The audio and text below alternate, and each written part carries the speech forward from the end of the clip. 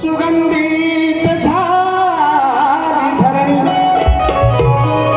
हिरवागार कोकण निसर्ग सारा पाना फुलांनी केला भरुणी आणि ही माझ्या विश्वविधात्या परमात्म्याची माझ्या गणरायाची करणी शृंगार नर नटली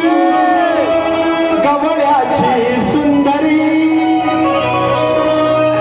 मदनाची मंजिरी आपण नमन करतात जरूर चाल देतील हा सप्तरंगाची कमानी सजली अंबरी ओढ लागली मनाला